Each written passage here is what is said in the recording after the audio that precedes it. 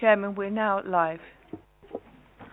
Thank you very much, and a warm welcome to those attending, also to our viewers watching live on the Council's YouTube channel, Hillingdon, London. This is a meeting of the Resident Services Select Committee. My name is Councillor Wayne Bridges, and I'm Chairman of this meeting. Key role of this committee is to monitor the performance of local public services within its remit and to hold in-depth reviews on topics of resident interest. We engage with a range of external witnesses in our activity, which can include community groups, residents and subject matter experts. Where we identify areas for change or improvement, we make recommendations to the decision-making cabinet. Details of the business to be considered today are shown on the agenda, copies of which are available in the room and accessible on YouTube underneath the broadcast. For those present in the room and intend to speak, please note that you'll be filmed and any statements you make will be recorded and made public. And for those in the public gallery this evening, you will not be on camera. So if we can just go on to some housekeeping rules. We are not expecting a fire alarm this evening. However, if one does sound, please follow the officers of fire exits out of the building to the designated meeting point, which is the Civic Centre forecourt. Mobile devices to be placed on silent or switched off, and residents' feedbacks are available at the back of the room and also on the YouTube channel underneath the broadcast. With that said, we start with apologies for absence, please. No apologies this evening, Chairman. Thank you very much. Can we move on to item 2, which is declaration of interest in matters coming before this meeting. Are there any? No. Item 3 is to receive the minutes of the previous meeting, pages 1 to 8. Are there any comments or questions, or can we note those as agreed? Agreed. Thank you very much. I can confirm that all this, business this evening will be discussed in Part 1. There are no Part 2 items to be considered, which brings us on to item 5, our crime and disorder scrutiny, police and probation services. Warm welcome to our witnesses and officers here this evening. And I introduced Adoji Ogunyemi. Did I get the name right? Just about, okay. And Chief Inspector James Heron. Good evening to you. Whenever you're ready, please give your presentation to the members. Thank you. Could you also use your microphones? Thank you.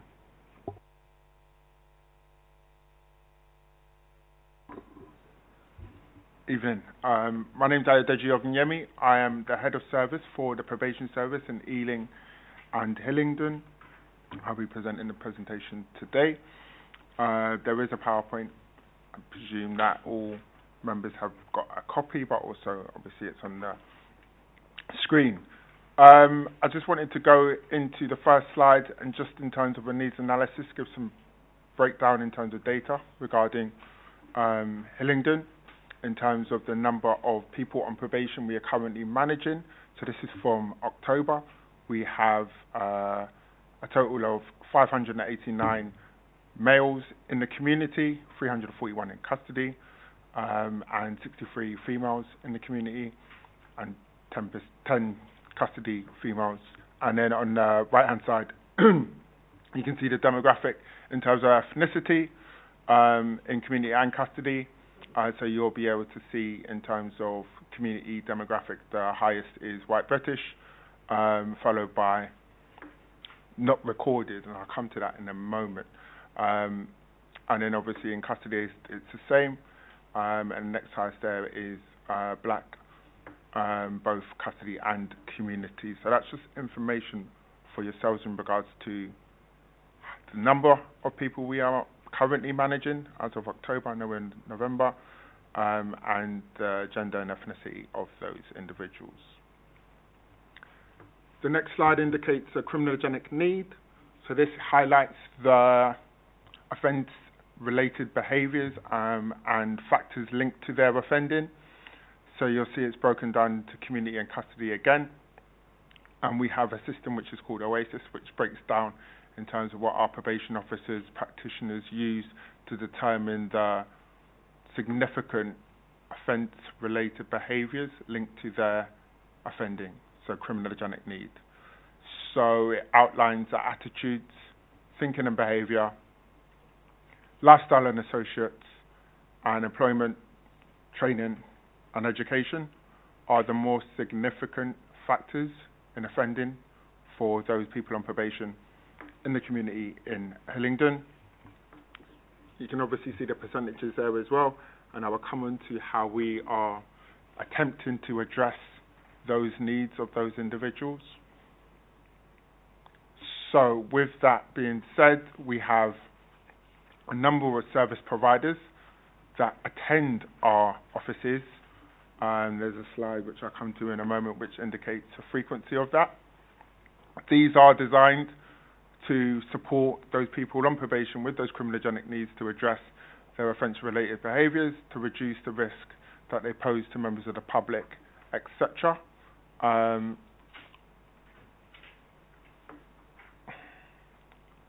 Just in terms of the key areas that referenced in the criminogenic need previously, so in terms of attitudes and thinking and behaviour, probation has their own internal accredited programs called the Thinking Skills Program, which attempts to address concerns around attitudes and thinking and behaviour. So, for example, this includes individuals who are of the opinion or the view or the attitude that their offending is warranted for whatever reason that may be. The programs are designed to assess to change their ways of thinking in regards to leading law-abiding lives, and where appropriate, we ensure that those are identified, those programs are delivered in the hope that they reduce the risk that those individuals present, but also in terms of rehabilitation and addressing the specific needs that those individuals have. What you see on the slides and on the board is around our service providers who we commission to attend and engage with our people on probation. So we have employment support. Our practitioners will refer those people on probation where we identify education, training and employment needs. They will engage, be assessed by those services that you can see, Maximus, Advanced Minerva, to try and address some of those concerns that those individuals are presenting with. We have ARCH, which is Addiction, Recovery and Community for Hillingdon. They engage with people with substance misuse in the PDU. We have a designated worker who attends our offices. Referrals can be made to that individual, and when necessary, relevant support is provided for them to manage the substance misuse issues that they may present with. In terms of accommodation, we have Hawke, St Mungo's and Trinity. They assist with providing accommodation support both whilst in custody and then in the community to address housing issues. We know that housing across London, let alone Hillingdon, is significant, a factor in offending behaviour, but also a general factor. The evidence supports the fact that if people are appropriately housed, they are less likely to commit offences, and therefore our engagement with those people is vital to ensure that they are supported or feel supported in terms of their accommodation situation. We are mindful of the locations we are placing them in Hillingdon in terms of their offending behaviour, but also acknowledging the wider risks that they may pose in those specific areas, and that's where our liaisons with our partnerships, the police, social services, will come into in terms of doing relevant checks on the properties, but also the surrounding areas where if there's children involved, if there are vulnerable adults involved as well. And that leads me into the SGO and serious gangs and organised crime, where we have an internal department specifically focusing on serious organised crime. Our practitioners engage with them when we identify that the nature of the offence is directly linked to gang-related affiliated behaviours, whether it be lifestyle and associates, as we've seen is a significant factor in Hillingdon in terms of those people on probation. Interventions that I've referenced already in terms of thinking skills, in terms of addressing any violence-related behaviours. With Resolve, which is another accredited programme, our practitioners will identify that, refer to the relevant internal programmes, but also where we've determined that there's actually significant needs in terms of managing the risk they pose, i.e. if they are high level involved in gangs, our engagement with the police, our engagement with our internal structures within probation to manage those individuals more bespokely in terms of trying to manage them out of their offending behaviour.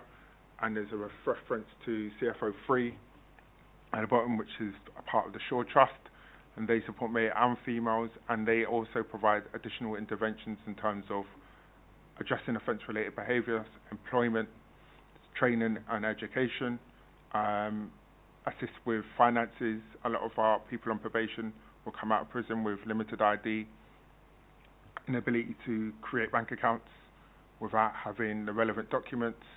That is one of the most supportive or key services that we use to ensure that people have the basic means to try and ensure that they have a step up onto general or normal social expectations in terms of how we move forward with their lives, i.e. bank accounts, i.e.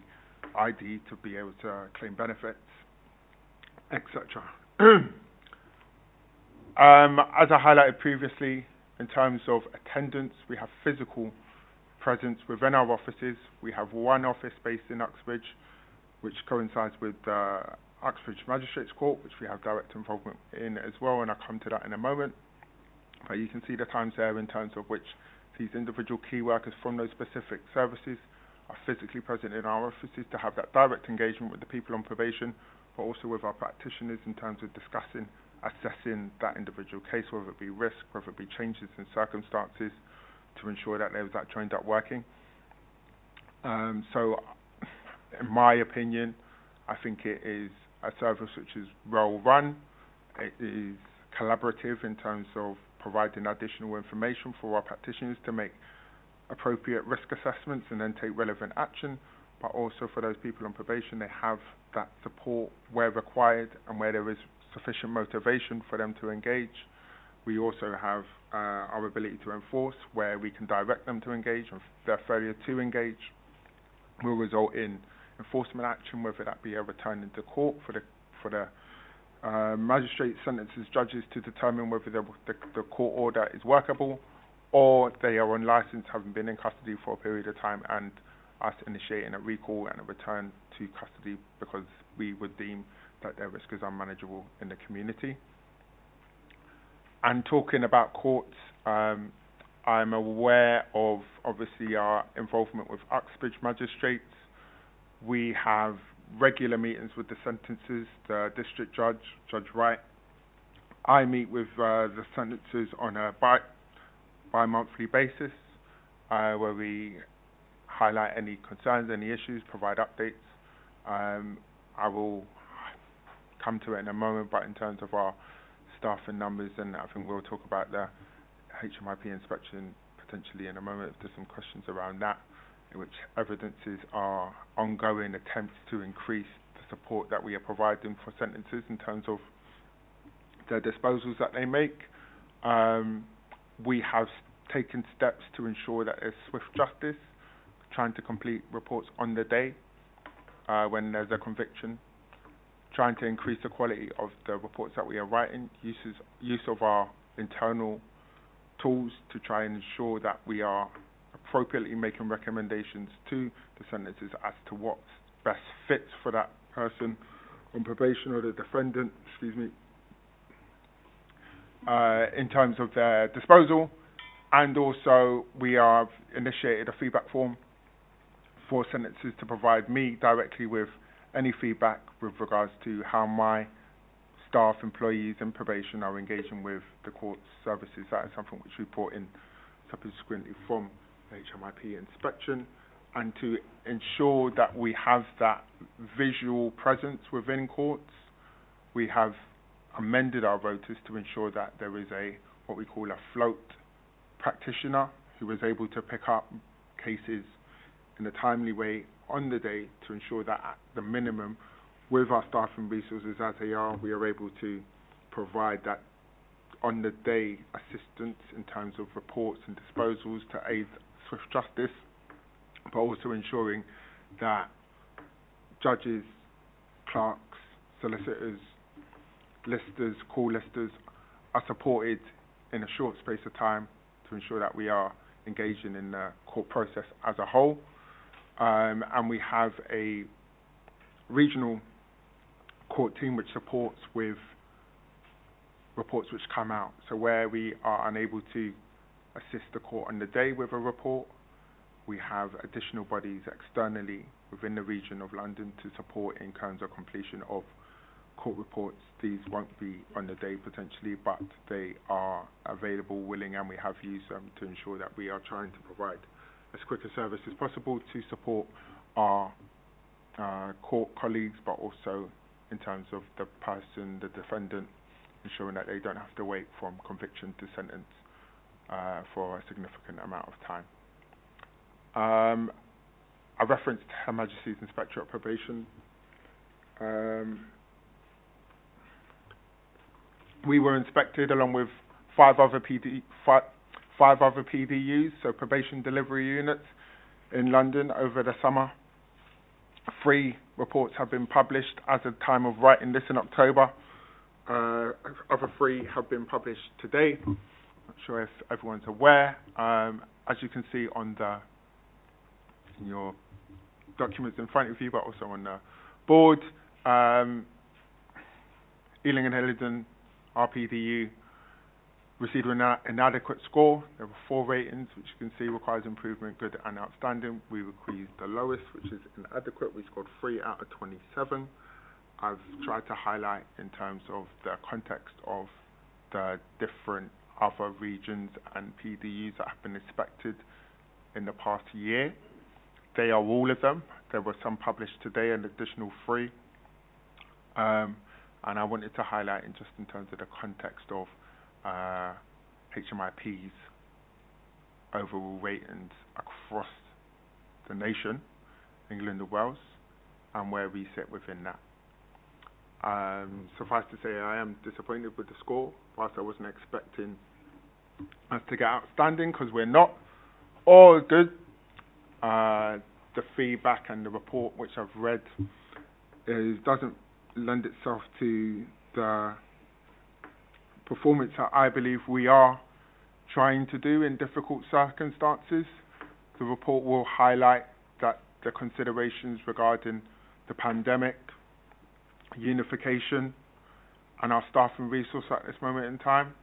However, HMRP will also highlight within the report, and they highlighted to me that whilst that is recognised, they have their standards, and they have judged us on an expectation that we, despite those 3 things, so unification, pandemic, and the staff and resources that we have, their expectations remain the same, and that is how we've been judged. And I think that's the context in which I'd ask everyone to view the scores.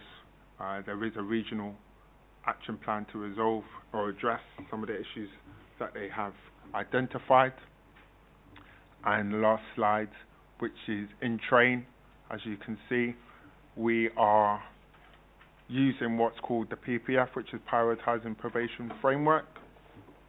Due to the staffing numbers in Ealing and Hillingdon, we have adopted a framework to focus on managing what we assess as the high-risk cases in Hillingdon, and prioritising those cases in terms of risk and where our resources lie.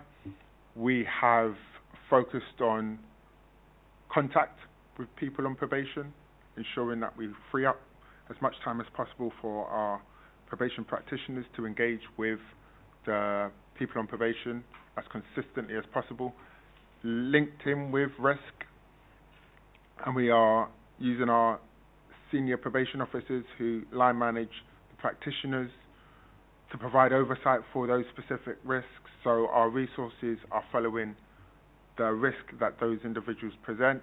So whilst we have the staff and resource issues that we do have, we have prioritised under the PPF, Prioritising Probation Framework, those cases where we deem the necessary risk lies.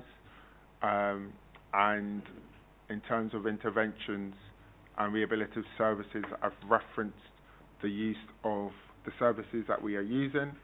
But I will say in Hillingdon and Ealing that those services are extremely well used.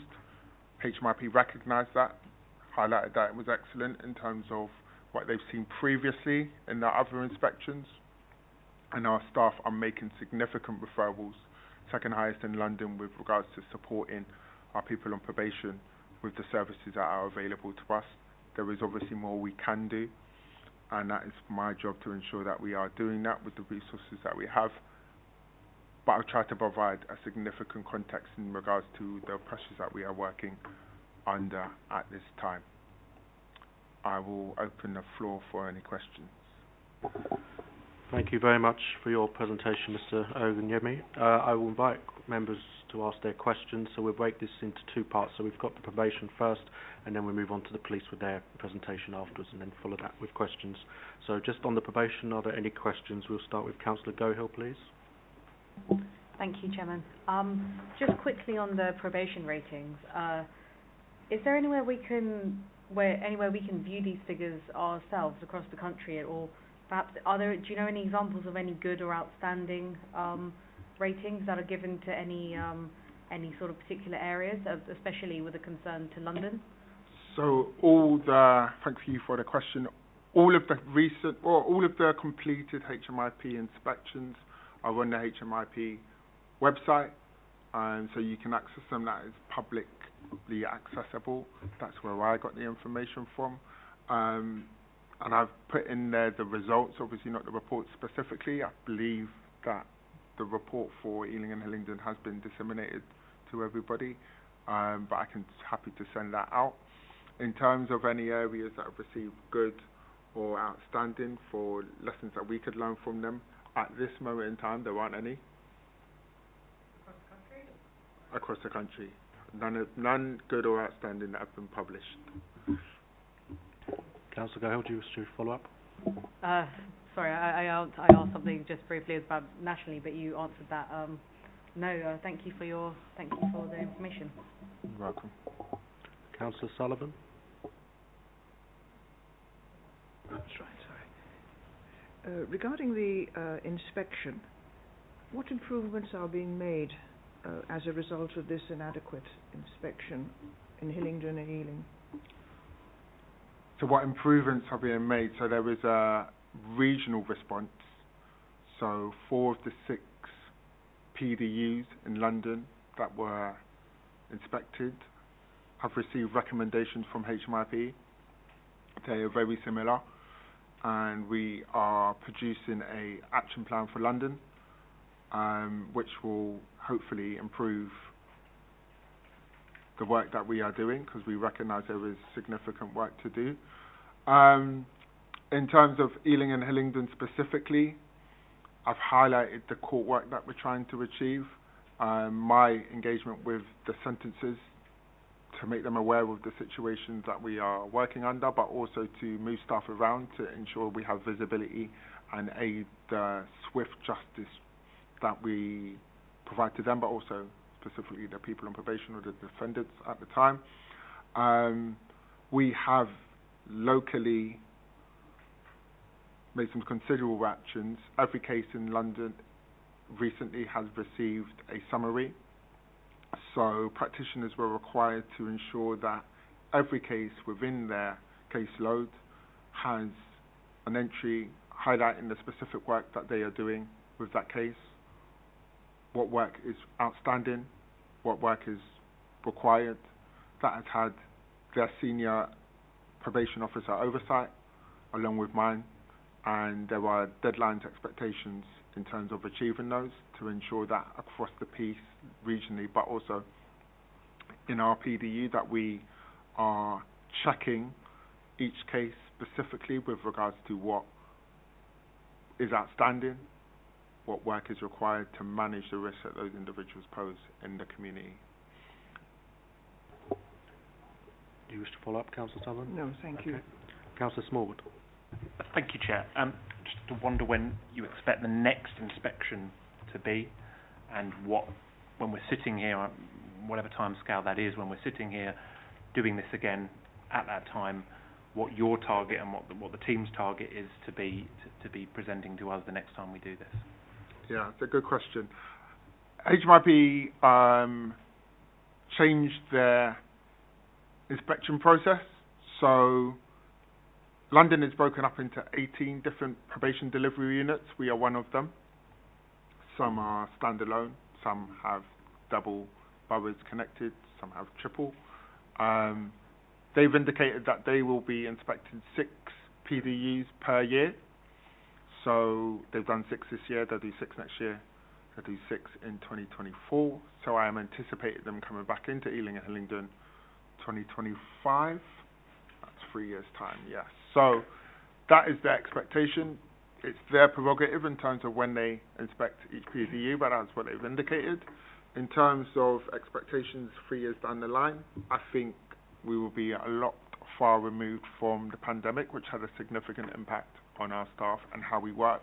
We're a front-facing organisation, and obviously with lockdowns and people not being able to leave their homes and come to probation, which we maintained and continued, that had a significant knock-on effect in how we work, and we had to make significant changes at a short pace of time, like a lot of the organisations did, public sector-wise. With regard to unification, I referenced it in June 2021. We unified with the legacy, well, we call them legacy CRC, so we had private and public probation, basically. In 2021 we unified, which is a massive task. We are still going through the throes of that, 2 different organisations.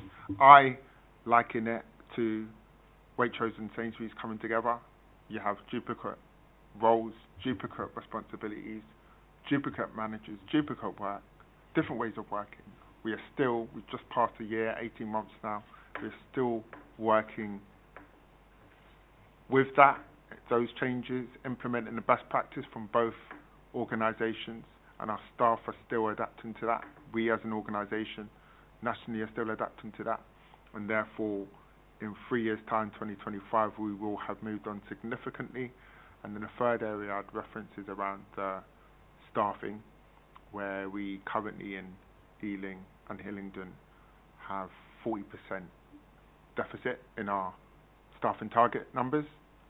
So it has a significant impact on the number of cases that practitioners are holding.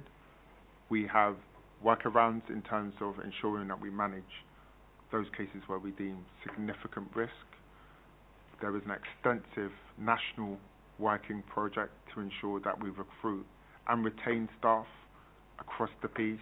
We have new probation trainees coming into the organisation, into London. I believe around 600 are due to come into the new year.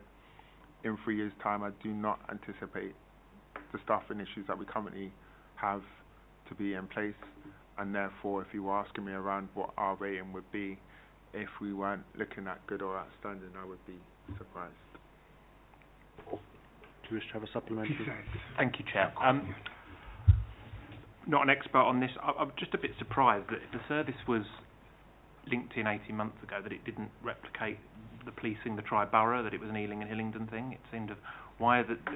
I'm not blaming you for this, for the record, and I'm sure it's well above.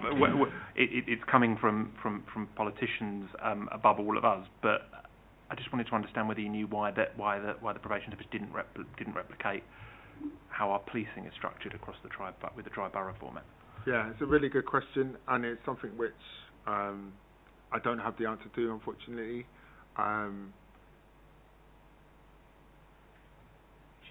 Chair, if I may, would it be possible, whilst it's not maybe the gentleman's thing, could we get someone, maybe the relevant person, find out who the relevant person is that can give us the answers to that, and maybe they could write to us?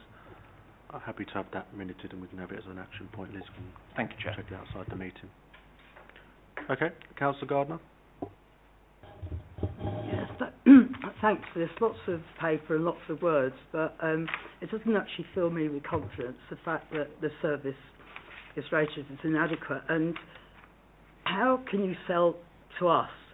You're just saying that the reassurance that everything will improve in 3 years. Well, why has it taken so long? I mean, please don't blame the pandemic, because everybody blames the pandemic for everything that goes wrong. I'm not blaming the pandemic. I'm highlighting that it had an impact on how we work. but coupled with a significant unification which took place during one of the critical periods of the pandemic. But I think they did have a factor in how we are working currently. They did have a factor in us retaining staff, which is why we're in the position we are in to an extent. So it's not about blaming the pandemic. It's not about blaming unification, but there's definitely an impact which has had on the services, not just in Ealing and Hillingdon, across the nation. I think the scores reflected by Her Majesty's Inspectorate of Probation, that has been recognised as a significant impact nationally. We are no different. In terms of giving you reassurance, in 3 years we will have moved away, as we have as a nation, from the pandemic. I do not think that will be a factor or an issue. I think that the unification, I must stress, it has been a significant piece of work and is still ongoing. Again, that's a national change, and with the systems and the processes and the best ways of working being pulled together, that's going to take some time to address and resolve. Whilst we are working towards that, again, in a couple of years we won't be in that situation. We will have a more stringent, consistent process to address some of the issues that were identified in the inspection, hence why we got the score that we got. And that gives me confidence that in a year, 2 years, we will be further away from unification, we will be further away from the impact of the pandemic, and that's what gives me the confidence that actually we will be in a better place to receive a higher rating overall than when we have today. Councillor Garner, do you wish to follow up? Yeah, do you feel that because of all the different problems that you've had, that you've actually been letting your client group down in terms of what you can offer them in terms of rehabilitation? There's definitely more we can do. I accept that. And again, nationally, regionally and locally, we are working hard to ensure that we do that. Both our partnerships, whether it be, you referenced letting our clients down, I believe we have our clients are the members of the public, our clients are the people on probation, our clients are the partners that we work with, whether it be the courts, whether it be the prisons, and there is definitely more we can do to support the work that we do with all of those groups. We have focused our resources on ensuring that we manage those cases based on our knowledge and understanding of risk, understanding of crime in general, understanding of factors which link into crime, to focus our attention on those riskier individuals to try and reduce their risk to members of the public in the main, but also try and rehabilitate, which is what the organisation is here to do, and one of the few and only organisations that is our priority. Councillor Punja. Thank you, Chair. Thank you for coming in and doing this presentation today. I've just got a couple of questions around the fact that if you're at a, let's say, 40% deficit in staff, which means you're 60% capacity, therefore you're in 60% delivery. And therefore, what benchmark, because we've got figures, we've got your forward plan, but I still don't kind of understand what is identified, if there's samples of what is identified as what were not being done. So then what are the benchmarks to achieve, I don't know, even a small progress out of that? And then what would you see as the best practices that should be adopted with a 60% capacity of staff so that you can start moving towards that? Yeah, thank you.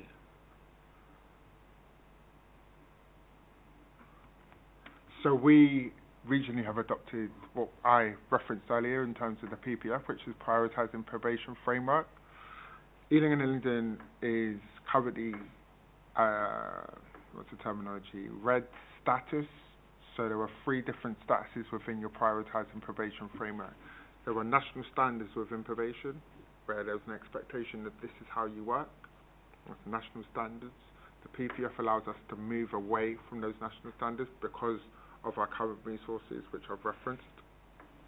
That allows us to prioritise and focus our resources that we do have, the 60%, on what we assess as the most critical cases. So within that, on a practical level, we have cases where there is identified risk immediate risk, high risk cases we would call them, in terms of risk of serious harm and risk of reoffending. We ensure that those cases in the main are prioritised by our practitioners to work on. You have medium complex cases where actually there are concerns but they are not immediate. There are complex issues around safeguarding, around domestic abuse, around sexual behaviour, around substance misuse, all those criminogenic factors that I referenced earlier. And again, we prioritise those. And that's over, with our current resources, what we identify or assess as low risk or serious harm, where we don't assess at the current time that those individuals present a serious risk of harm to members of the public.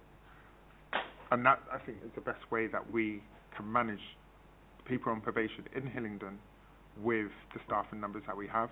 Obviously, once we improve and increase those numbers, we will be able to manage everybody effectively. We will move out of the PPF and we will manage that people on probation according to national standards.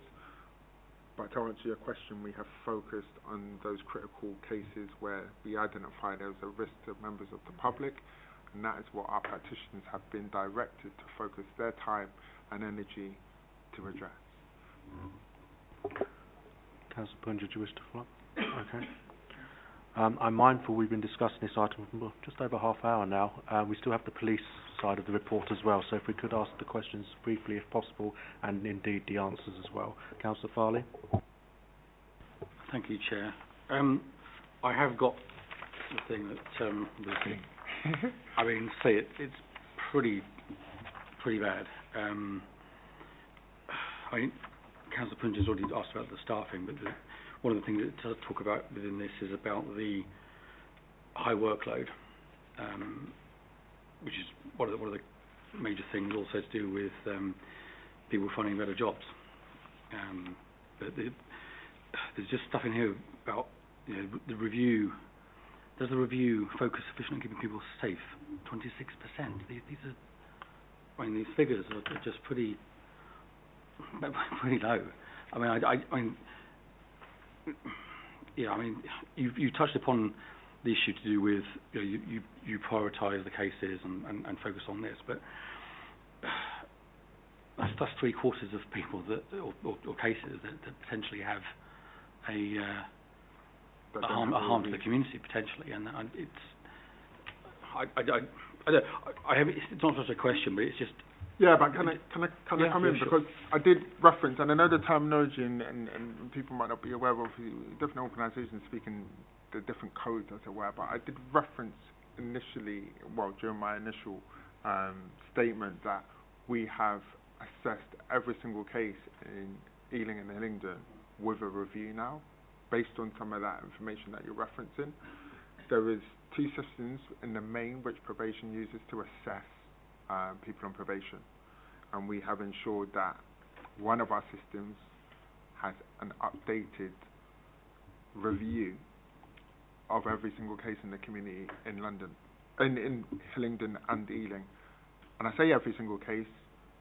Today we were at 96.5, so we have completed reviews on all of our cases to an extent. We've got 50 left.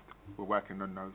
They will be done before the end of next week, to ensure that we are reviewing cases where appropriate, based on what you've just highlighted and based on the concerns that HMIP referenced, to ensure that where those cases are reviewed by our practitioners, our senior managers have oversight of those, actions are completed based on the risks that they present, and where necessary, that information comes up to myself and we make decisions in terms of whether that person is unmanageable in the community based on the risks that they currently pose. I think that's the crucial bit. It's about imminency, because people can commit crime and not present a current risk, but we know people,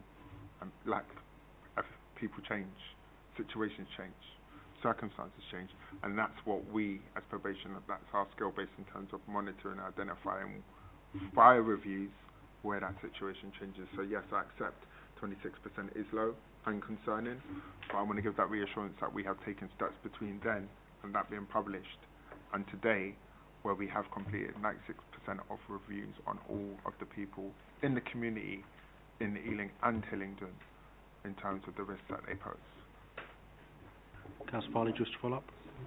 And with regards to, because also there's concern about training in here as well. I mean, what's being dealt with the actual, because again, it doesn't look good in this, but again, you know, from this, you're making progress. So if there's any sort of more about the training that's been going on to cover, because it's talking about people that are going into courts that don't have sufficient knowledge about what's going on. Just reading this, it doesn't sound particularly good to read. Yeah. I haven't seen that direct reference in the report, although I've read it multiple times. But training is an issue, and that's been highlighted within the inspection, not just ours, but across the piece. And regionally, we have a plan in place to ensure that all practitioners who engage with people on probation have completed all their mandatory training before the end of March. So that is, again, something which is currently ongoing. In Ealing and Hillingdon, I know that we have pushed for our staff to ensure that their mandatory training is completing at the minimum, but then there's additional training in order to manage specific types of cases, which again we are pushing. So that is coming both from a national position. We have a national training team who are coming into London specifically to support the work that we're doing in London to promote training, but also we have our regional team as well, different training, bespoke training for not just the practitioners, but for senior managers as well, to ensure that we have robust oversight, recording, understanding of risk, and ensuring that practitioners feel that they have the skills to ensure that they manage the cases. So again, I accept that training is required, but also we have taken approaches, you know, based on the inspection, and even locally with court, Uxbridge, well, we've got Uxbridge and Ealing in the PVU, Ealing Magistrates, Uxbridge Magistrates as well. So I was working there today, and we have implemented a local training need where we actually had cover for our courts, where we got bespoke trainers in to train all of our court staff in the last month, and that hopefully will improve the quality of reports, because I know the inspection highlights the analysis is sometimes lacking, but actually highlights our engagement and understanding of the people that we are interviewing for their reports is quite strong, but it's that analysis of information that we're receiving, and then how we convey that to the sentences, which is something which, again, we've brought in specialists, I say specialists of the training team, but to devote time specifically for the courts in Hillingdon and Ealing and those staff that work in there to try and improve that. Thank you very much, and thank you, Mr. Oganyemi, for your presentation this evening. We're going to go on to now the police part of the report. You may stay if you wish, or if you'd like to go. Okay. We'll move on then to the police part of the report. I did introduce Chief Inspector Herring earlier, but I did forget Inspector Lipinski, so welcome to you as well. Whenever you're ready, please give your part of the presentation. Good evening, Mr. Chair, ladies and gentlemen. Thank you for inviting us here this evening. So, Inspector Lipinski and I have come here just to give you a brief overview. We have one slide to show you. I will give a strategic overview of where we sit at the BCU, but in particular for Hillingdon, and then I'll ask Dan to help out with some of the tactical interventions and perspectives that we're looking at, particularly on the borough. So, our borough priorities are consistent with countering violence, particularly violence against women and girls, and increasing the trust and confidence within the police and outside the police. And at a particular moment, we are doing our best to answer all immediate and response calls. So the highlights you've probably heard before, that the new commissioner has been in post now. He had a 50-day review. So Mark Rowley has been in post, and his tagline is more trust, less crime, and higher professional standards. And we're working daily and regularly, certainly on the BCU and within our area. So I'm in charge of neighbourhood policing, and I cover the 3 boroughs of Ealing, Hillingdon and Hounslow. Particularly busy at present with all sorts of actions, and some of them will go into some of the initiatives we are trialling and using at the moment to counter violence of women and girls, and increasing the trust and confidence. We work very closely with our independent advisory groups on all 3 boroughs, and we had a meeting not less than 2 weeks ago for Hillingdon, and that was very successful. We had extra members, and we're also looking to have younger members using the group, where they can act as a critical friend to police, in particular investigations and critical incidents, and advise us on any future incidents that need particular advice from the community. Recently, we have to admit that we have had quite a few issues with resourcing, and that is linked certainly from September, that dragged on to October through Operation Bridges, which was the operation linked to the sad passing of the Queen Elizabeth II, and then we've had to deal with environmental struggles with the likes of Just Stop Oil, XR, and recently we've had state visits. So when police officers have been taken away from Hillingdon Borough, they have been going to other boroughs, particularly in centre of London, and what we call aid, and that has led to some lack of presence and visibility. However, we are making huge strides and steps to address this, and I can tell you from a meeting this morning, I go to a weekly meeting on Thursday, is great news that this weekend we're hardly having any reductions whatsoever across the neighbourhood strands. You're aware that Baroness Casey produced an excerpt of her report on the 17th of October, which had a significant impact for police officers and their communities in London, which has led to a lot of inward reflection within the service, and we have embarked on a plan of briefing all our officers, including mandatory watching videos from the Commissioner and Baroness Louise Casey herself, where we are strongly emphasising her needs for change in behaviours, conduct, and to increase the internal and external trust and confidence within the police and our communities in particular. And this is looking at honest mistakes, respect and good humour, and the conduct that warrants people leaving the service. And I know the Commissioner has been online, and he has had extensive interviews, one at the weekend with the Sunday Times and others, where he is promoting the way forward where the service is going. We were then fortunate to have the Commissioner come visit us on the 21st of October, again emphasising the more trust, less crime and higher professional standards. He met with a lot of team officers and got some significant feedback, then had a distinct meeting with the local authority chief executives, and then afterwards met with the community and faith leaders across all boroughs, and finally, but not by any means least, the SLT, and we discussed a lot of measures that could work to get more trust, less crime and higher professional standards. We weren't the only BCU to be visited by the Commissioner, and as a result, significant changes were driven through, and from the week beginning the 7th of November, we've seen changes that have across the whole of the Metropolitan Police, where we are giving more resources to immediate response teams and looking to have a reduction of our aid as when the officers leaves the BCU to go and help others, and also increase the recruitment of 1,600 new PCSOs. So that's a significant change. There are more changes going to come in the future from a strategic level across all the boroughs, with senior officers being appointed.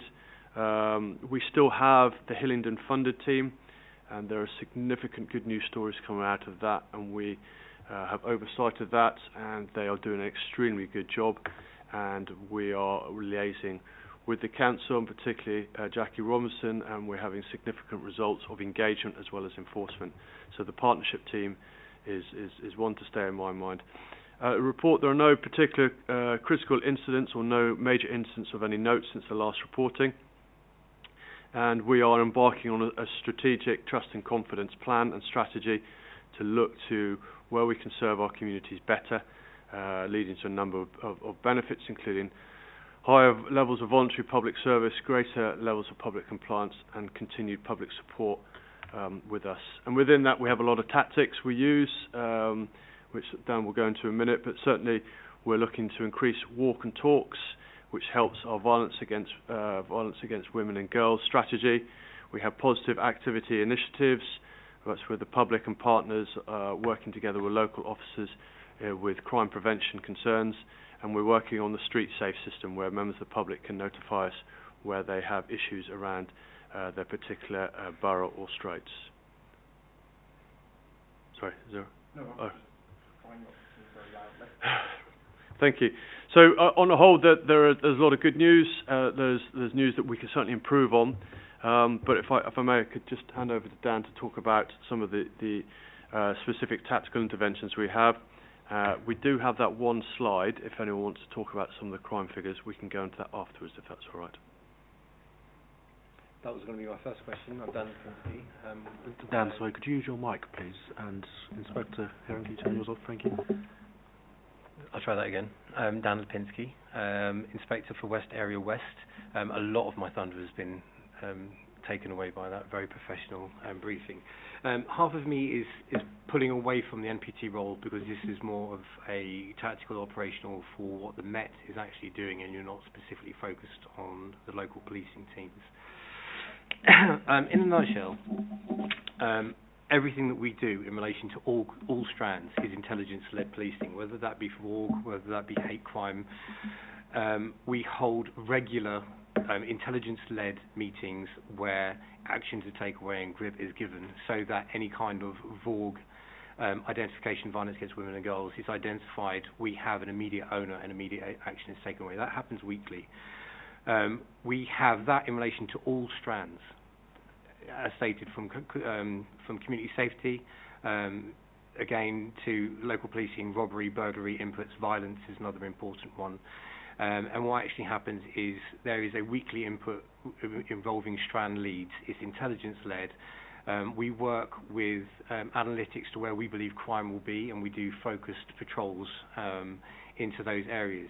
Where there's learning, we take away any form of learning from the meeting. Where there's a risk identified, we assign an owner. And these are all changes that we're putting in forward so we don't miss opportunities. As the boss has said, we are going through a period of significant change, and confidence and trust is our key priorities. Training and actually having that one-to-one with the staff is paramount. So under the leadership of the SL senior leadership team, we are engaging very heavily in relation to our training of our officers, and we are rolling out a new system called Connect, which is basically hopefully going to streamline everything in relation to policing, because there's a lot of emulation, a lot of repetition. It can take 3 to 4 hours to process someone, and that's even before you start dealing with the progression of the case. A significant amount of resources, impact and training has been put into that Connect scheme, which is going to be finishing on the 29th. That is a work in progress, and I'm hoping that it will yield good results going forwards for the next year. When I talk about good news, I can actually say we've had a thank you from the Drugs Central Focus Desk over a period of between the years 2019 to 2022. Hillingdon, West Area, was top in relation to drug convictions and charges. Between that rolling period of 3 years, we had 1,554, which was in the top of the Met. Years custodial given to the suspect's charge was 688 years, with a value forfeited of close to £1 million. And that is just one of the leads. Our superintendent has prioritised violence. Regardless of whatever issues we have in relation to resources, we hold a grip over those meetings. We have regular meetings with Central London, and we have regular goal group meetings in relation to critical staffing levels, which the Chief has previously mentioned. They have had an impact on your neighbourhood policing teams in visibility, but trust and confidence is our paramount. So answering the I-grade calls, which is a 15-minute response time when someone is calling, we are sacrificing other areas, potentially, but we are still doing the work. As the boss said, our last IAG, massive success. Our partnership work is paramount. We are doing so many projects, and I've got a whole list in relation to different groups that we are working with. One of the most recent ones that we've just completed was the Mutual Gain project, which was Metropolitan Police funding local communities to make their own initiatives where they do their own training. They're voted for by their own members of the public, and then they're given mentors and they crack on supporting vulnerable members of their community. I was present throughout, well, I had ownership over the whole of the events taken over West area, and what I identified was the amount of linking in with vulnerable groups, leaders, gatekeepers with access to people that we've never met before was amazing. But what I took away from that the most was all the people that didn't get funded. They had amazing initiatives, and I'm seeking help from the local council to try and get external, internal, private funding. When I say external, I'm approaching the likes of famous football team, our borough. Brentford. Good call. In relation to one of the pitches, and I don't mean the pitch as a pun, was for troubled youths. Unfortunately, we had a lot of projects overlapping sport with initiatives. It's that diversion scheme to get people away early, and this was a predominantly Somalian football team. They needed funding in relation to pitch lights, football equipment. I'd have never have met that cohort without the projects that go forwards, the links, and that moves me on to social media. You know, telling the actual members of the public what we're doing every day is amazing for me, because what I've found is I will attend an IAG or an SMB and no one will ever have a clue of the good work that we goes in. What actually happens is that you will see something in the Sun or the Daily Mirror, and it will basically be the focus of attention for that limelight which would have been shed on the police for an entire calendar month. Whereas I know, because I see the troops that are doing it daily, the jobs where they're going out and saving lives, no one knows. So we're putting in initiatives ourselves, which we, under this young man's leadership, we have a good news single point of contact. We're collating information from all of West area, so not just Hillingdon, Ealing and Hounslow, to tell them of the good work. And then the secret there where we've got the problem is actually feeding it back. So we are trying to reboot, reset after COVID. We're trying to get our Safe Neighbourhoods boards all up and running, all with latest communications, all with latest, with new staff. Core duties will never go, and the INS grades will constantly be met, but in relation to tactics we're currently implementing, as stated, we have the deep dives that take place, and when they actually happen, you have things like 38% of victims for non-DA are identified as schools, as reports from schools. So we link in with our internal partners, we link in with our IAGs on how we can best do it. The council over here will be aware of the Somali National Helpline. They want to assist us in getting wayward children from the Somali community, where the vulnerable parents in secondary schools don't have that language, don't have that confidence in reporting to police. So we are going to be launching significant initiatives with them after funding them at the mutual gain. Things like bespoke sessions to parents, part of that diversion scheme to get support for Somali-speaking people. This isn't limited to that one cohort of group. We've done extensive work with the Sikh community, Muslim community. We are reaching out to the Christian community within Hayes because it's always been identified. If they don't have any issues or troubles, they don't seem to pop up on our radar, but we want to put that message out. We want to do the good work, tell people what we're doing. We want to get the recruitment from all of these cohorts. We've got numerous stalls coming up supporting different protected characteristic strands around the BCU, Borough Command Unit, where we will have our engagement outreach team there facilitating. They want us to be a reflection of our community, and we are doing our best to do that. It's a really, really slow process in getting groups to first trust us and second join us. And then we can start making the change. But we are personally trying to ensure that that engagement happens, and that is happening every single day. All right, so we're aware of things in relation to our social media. We push out stuff like Street Safe, which I guarantee not many people have heard of. I want the community to be aware of Street Safe. It's where members of the community can go onto a website, basically identify areas that they feel unsafe, and we work with our partners to effectively change that area, whether it's a derelict building, whether it's an area of lighting. It's not a crime reporting service. It's I didn't feel comfortable in that area. We will work very closely with the council. The council will make changes, such as CCTV.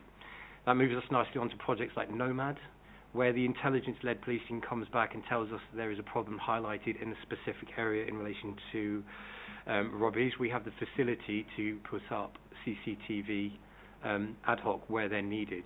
That moves us on to the CCTV. We work very heavily with the community here. We only had an input 2 weeks ago. We supply officers. They are integral to us. That partnership work only recently, which I can't discuss, they followed suspect of high harm violence offender, liaised with the police directly through very, very good officers there, and we were able to get our hands on that person within 5 minutes of him committing a very serious crime. So that is the kind of partnership we're with. There are other projects obviously going forwards with them. Operations to support violence against women and girls. We're spearheading projects such as Operation Confidence, Operation Onyx, and basically what these are is Met-funded inputs for self-defence that are free to the members of the public from the women and girls community. That has been so empowering and so positive from the local community that we have taken that and we have pushed it to North West Borough. We've pushed it as far as Thames Valley Policing, and I can see this project going national. Everything screams win-win for partners. Not only are we giving empowerment, but what we're doing is physical activity. We're giving engagement. We are doing engagement meetings afterwards with signposting, we're supporting. It's that education piece that we're heavily pushing out. When they're there, when they're doing the exercise, they're better. It fights off stuff as depression, physical activity and empowerment. I just see it as a win-win, and I can see that project going national. In partnership with that is Operation Onyx, where we're supplying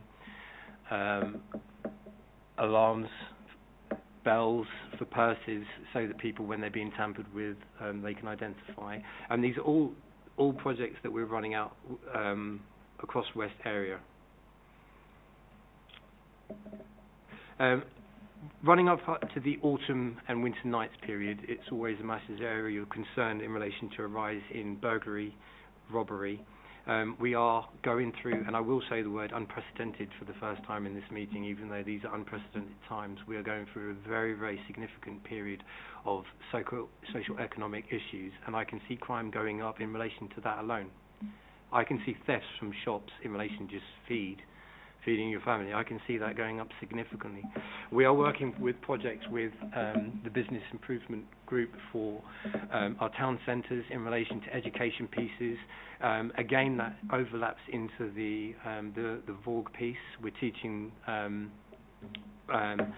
members of the public who are running pubs and stuff international signals for domestic abuse, such as the hand signal, I need help, which no one knows about. We're doing basically test purchasing where we'll go in, we'll ask for Angela, and we'll see. And then once that doesn't happen, we can provide the guidance. It's not just the VORG, it's everything. In the High Street, we are pushing out projects. Our latest project is with 3 Mobile, where we're teaching their stores how to remain safe during a steaming, where they're all running in and grabbing stuff.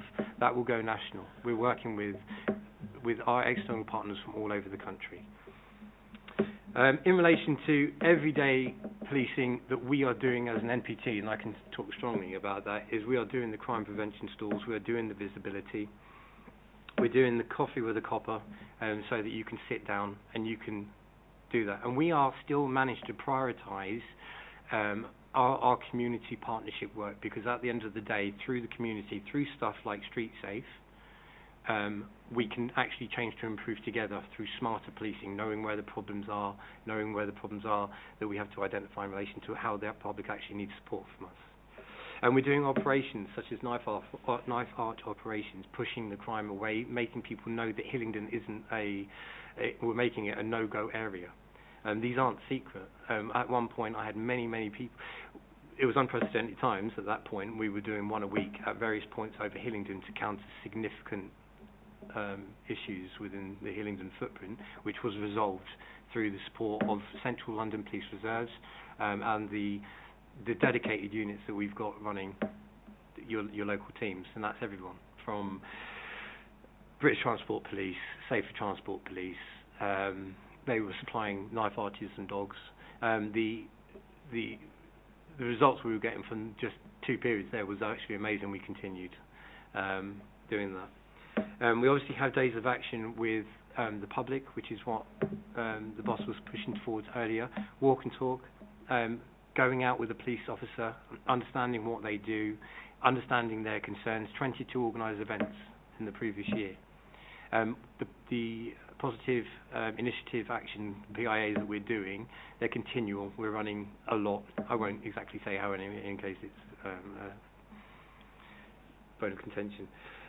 OWL, again with the good news story push to try and tell people what we are doing. We are across the whole of West area and across all of the other users tripling, and I do actually not just mean doubling, tripling the amount of inputs in relation to our good news stories, in relation to our inputs, what we're doing.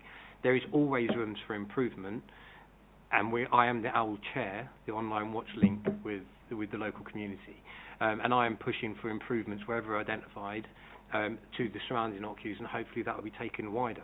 But we need more of the communities to firstly take part in the Safe Neighbourhood boards. When I attend them, I tell them all, please just bring a friend so we can double that cohort of people. And then I go next time and there's even, sadly, less people. The hardest part is getting the community engaged, and through events like this, which are streamed, I'm hoping they understand how passionate the police are about this and how we can actually bring them to the table. There will be more projects meeting new gatekeepers, new people to push forwards for these positions where they can scrutinise us. They can give us an honest opinion about where we're failing. That moves us on to the Stop Search Monitoring Group, which is always a concern of note. We are consistently in the top 3 on the Stop Search Monitoring Forum for the Met in relation to our supervision. I'm not sure if everyone's aware, but once a stop search is initiated, there is extensive work going on behind the background in relation to what happens with that body-worn video afterwards, which is, firstly, a supervisor will be randomly flagged up to actually review and have a one-to-one with the officer and watch them during that actual stop search. What that actually means is there's immediate learning. So what actually happens is they will say, this is best guidance, you have not adhered to it in any way, this is what you could have done, but we are paramount on safety. Not only that, but because predominantly the majority of our stop search are drugs related, it's because it's the most easily identifiable. I could go on, but it would be a very, very long conversation in relation to that. They are dip samples in central with no local ownership. We have a stop search monitoring group, which again is members of the public coming in to do random viewings of our body-worn video and how the officers have actually portrayed themselves. So there is a instant change in relation to learning customer service from the feedback we're given, and the training that is pumped out immediately to the officer that's committed that stop search. It's immediate. And I believe it's Chief Inspector Gruel, and we are on top of that. We're always in the top 3 for Hillingdon in regardless to compliance, supervision, completion, as in with the officers. Finally, the work with the councils themselves. In relation to all of their groups, all of the training has been completed by all of the separate Hillingdon groups that can give an input to our teams to make streamlining what their officers are doing on a day-to-day basis, their education, their knowledge, their empowerment. So we've had inputs from all of the council. And then that lastly moves us on to the PTT. We effectively have a serial at the beck and call of Hillingdon. Every single demand that has been raised by Hillingdon's tasking group, thank you very much, Gov, has been met. And they don't just do what is required, they go above and beyond. Areas of concern, members' inquiries, that we're concerned about this address, we're concerned about this, they are on patrols of these areas and making amazing, amazing results. Thank you. Thank you both for that in-depth presentation. I'll invite members to ask questions, starting with Councillor Smallwood. Thank you. First of all, an apology to Chief Inspector Herring. I tried to disguise a sneeze in the middle of your presentation. It didn't go very well, so apologies for that. 2 things. XR and Just Stop Oil are obviously something that is high on people's minds at the moment, and I think every single one of us around this table cares about the environment and wants to protect it, but I think there's been cross-political condemnation of what they're doing. What has the impact been on Hillingdon and in and around the M25? And then secondly, around the safer neighbourhood boards, this is something that I certainly recognise. Is there anything we can do to help the running of them in good practice?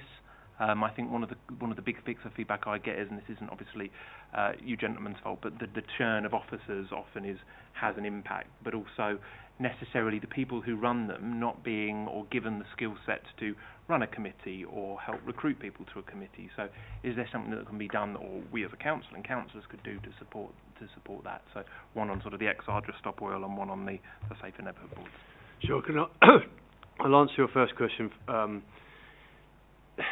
The eco protesters has an impact across the whole of London, and it certainly has an impact on us as staff because we've got to get to work, and then the staff and the officers in particular having to go out and protect the public. And we have the Human Rights Act that we are looking at, and I'm sure Dan can go into some of the more the tactics, having been on these demonstrations. It's hugely impactful because a lot of people travel to work in a car. And if they are holding up the M25 or A roads or motorways, then our staff can't get to work, councillors can't get to work, people can't get to their appointments. So it is impactful on us, and we are doing all we can professionally and in the public interest to deal with these protesters. There are constraints, and we have to work with what we can do. And everyone has their political view on it. In terms of the safer neighbourhood boards, you're right, there is a lot of churn of officers. We are beholden to some of the practices that we have with young officers coming in, based against the experienced officers there. We are in a period now where we are going to have some stability. Dan mentions some of the things we've had with the extensive training that has impacted us a lot.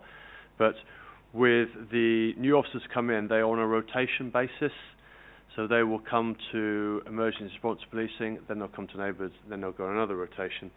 So yes, it's not ideal. We are looking at it, and we have changed practices as of this month, and we are looking for more officers stay in put, and we have given quite a lot of officers over to emergency response because we know that that is a risk area. There haven't been so many there, and we will have a period of stability where we will be able to recruit more and get more experienced officers. But what the pledges I've had with our senior leadership team is to make sure that all the wards across the BCU do have ward officers and are staffed. You may not see them every day because of some of the abstractions we've talked about, but that we are looking to reduce those as much as possible. Thank you. Twitter's a dangerous place to take any information or see anything, but one of the things that concerns me around the eco-protesters is the reaction of the public, and my worry is at some point we're going to have somebody either using their vehicle or their fists or whatever, or their feet to attack them. Is that a concern that we're going to end up with sort of mass unrest, or if it continues?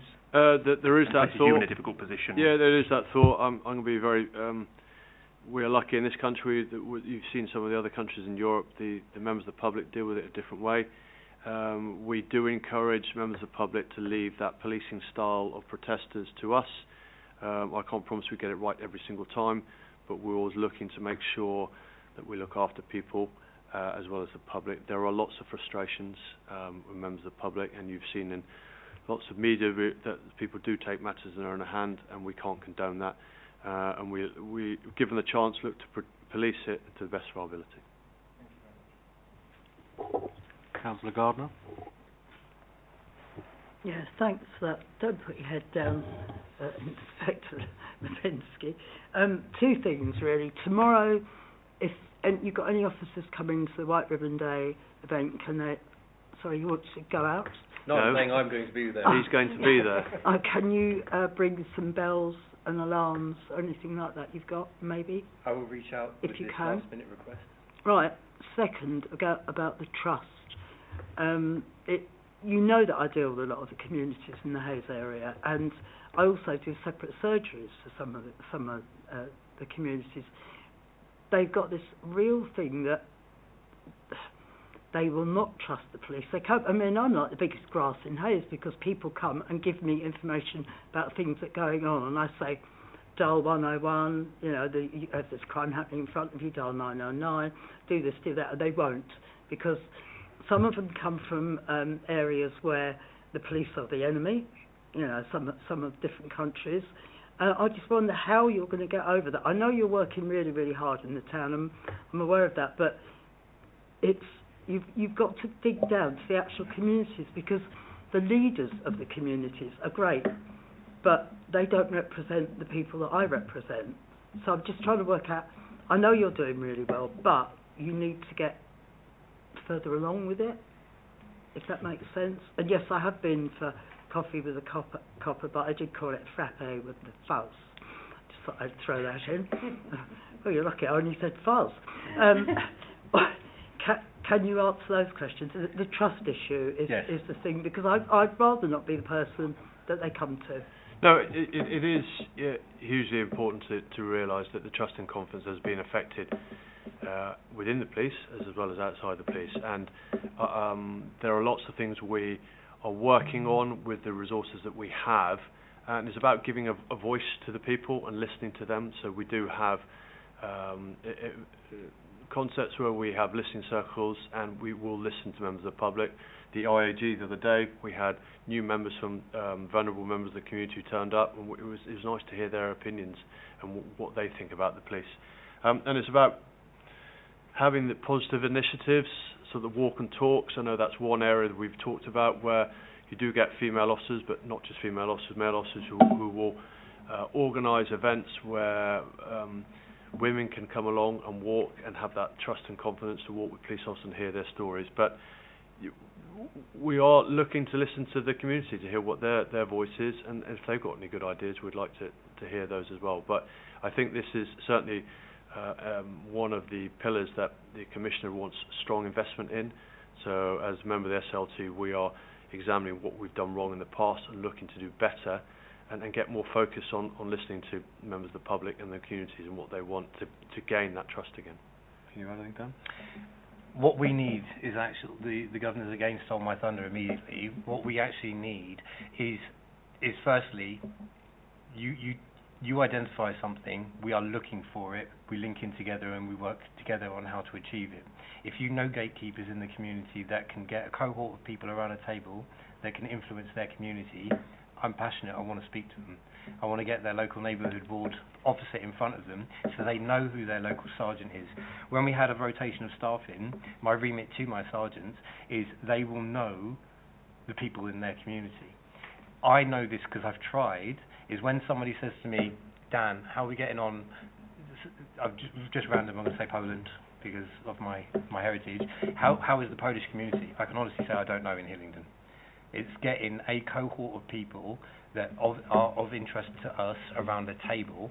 If you are a gatekeeper, I want to link in heavily with you, sit down with the right people, and that there will be other people out there who have access to the right people as well. And it's about having as many meetings of those as possible, not so that we can get anything from them or anything in a selfish way, but it's actually to say, this is who we are, this is what we do. You may have come from a country where police have treated you differently and there is a fear, or there is a culture that is non-willing to engage as much. What I want to do is show them the side of British policing and moving forwards and bringing them in, hopefully, their community into the actual service in the future. So I need support from yourself. Councillor Garda, do you wish to follow up? Police hubs. That is still a work in progress, but we have, prior to Operation Bridges, Notting Hill Carnival was the first time in, you should have seen the policing response to that. We have been continually prioritising different areas of need and not the hub, but it is paramount to me and it's still in progress. With a meeting orchestrated, I believe, only last week between the new sergeant there, which is Paul Whitcomb. Paul Whitcomb. Councillor Gohill. Thank you, Chairman. Thank you, Inspectors. That was really helpful and insightful. I know that I always enjoy joining my local S&T teams on on their activities, whether it be, weapon sweeps, which I did a couple of weeks ago, or, looking out for nothing, unfortunately, which was a good thing, actually. I said unfortunately. Yeah. That was a good thing. Yeah. It is a good thing. Just a quick question about. I really like some of the initiatives you mentioned. I just googled the Street Safe scheme, which I actually hadn't heard about before. So I was just wondering if we had any, if yourselves had any informative leaflets or flyers or things that maybe we can keep in the civic centre, in the reception or something, just for people who might. Can I take that away as an action, if that's all right? Yeah, we please. do. Just a suggestion. We are very eco-friendly, so a lot of stuff is online. True.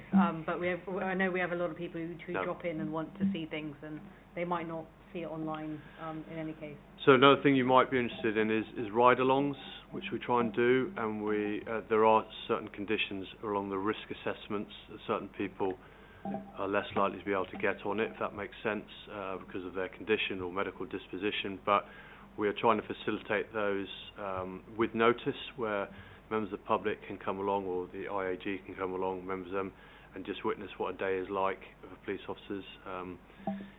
It's not always easy, and we can't guarantee that you can have a fun day, but sitting in the back of a car or a van where we can facilitate that might give some of the more of an idea for councillors to see what we do and how we do it and why we do it. Sounds great. I'll volunteer. Inspector, you'll be delighted to know that request is already in place by this committee for our members to go on this frontline tour with your officers. I believe Jackie Robson is liaising with that, Liz?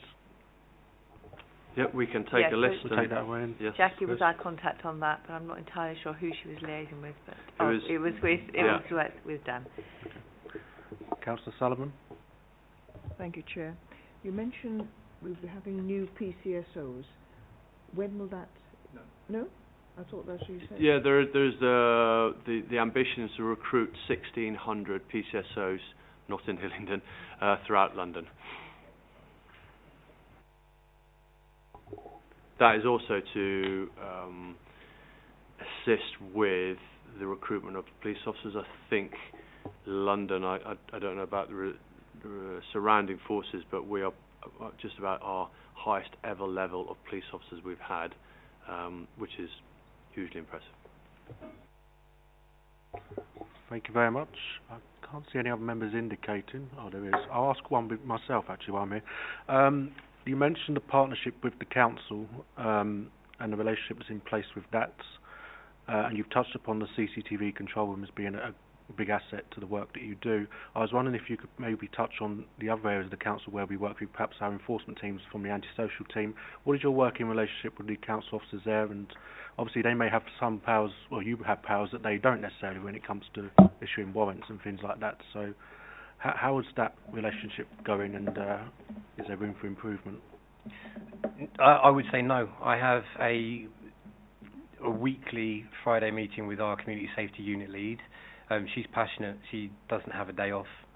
We created a new initiative which we are trying to roll out, which is the problem solving days, which is where a councillor will attend every ward panel meetings to identify whether it's actually a police problem or it's actually a council problem. Because a lot of the time the people are saying to us stuff that is not an offence, it is a issue within the council. So as I'm trying to push to the other, to our sister sites, I was going to say BCUs, I won't, boroughs, to our sister boroughs, this initiative, because the sad thing is it's just very time consuming with the amount of actual ward panel meetings that actually take place and how many short-staffed you are actually in that community safety unit department. However, with the inputs I've organised on the training days, they know exactly which official to approach, and they have good working relationships with them. They also overlap with the MAROC, the multi-agency safeguarding approach, so there is very, very good interagency working between our ward officers and the council. Thank you. Councillor Farley? Thank you, Chair. Thank you. The coffee with coppers, great, although I do find that we get notified them very short notice on those, so a little bit of advance notice might be helpful for residents and potentially councillors as well. I have been on a ride along. Councillor Punja and I went out for West Drayton and Newsley a few weeks back, which was very informative. Khan, yeah, there was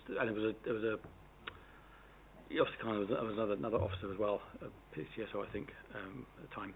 But it was very informative to actually see what you guys do and essentially where your time is spent, where the officer's time is spent, because it seems to be a lot of it dealing with drinkers and street drinkers and a lot of drugs and whatnot. So I can see where I spent the entire evening, nice Friday night, out with them, and it was. It's a shame that from my perspective anyway, that a lot of their time is spent on, you could potentially argue, with sort of more menial things as opposed to some of the more serious things. But I guess you get what comes and what's reported to you. I just on the PCSOs, that's 16. So none of those are going to be in Hillingdon at all. No, that's a Met target.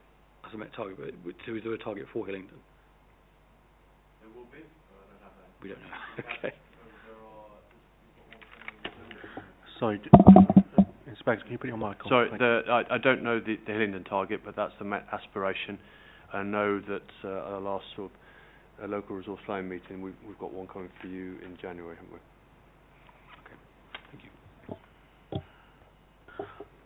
Time is marching on, so I'm going to end this within the next 5 minutes. So please ask your question straight away. Don't pad it out, and we'll get the answers and move straight on. Councillor Smallwood, then Councillor Punja to finish. Okay.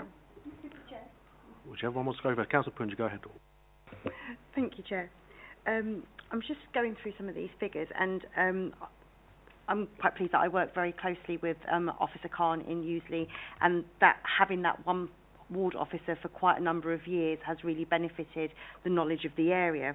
There's things I feel that he's been trying to push with the council that haven't been addressed with the council, which is addressing how, and I can see that the reports on these figures are very low, and they're probably low because we don't catch those people because of the access. So pedal cycle enabled crime, moped enabled crime, these are things that are really, really prevalent from Newsley to West Drayton, and we are trying to continuously kind of see how we can put things into place, which is better lighting, kissing gates, all these kind of things, and CCTV, and we don't seem to be getting very far with that there.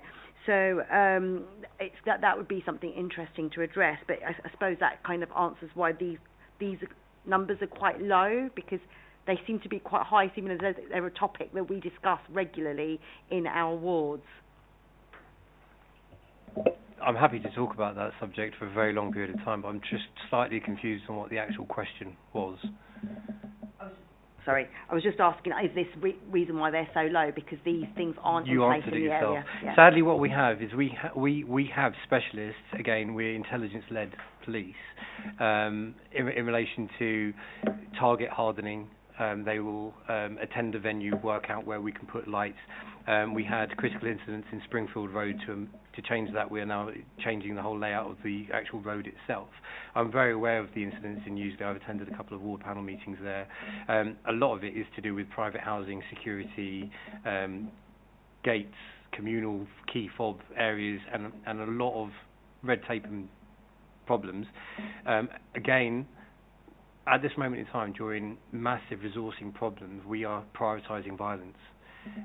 So if there is a call, which there will be at the same time, we will not be prioritising low-level ASB. We want to address it, and our officers will, but when you went on your ride-along, it was not attached to the ERT strand, which is the emergency response teams. Then you would have seen core what they are dealing with.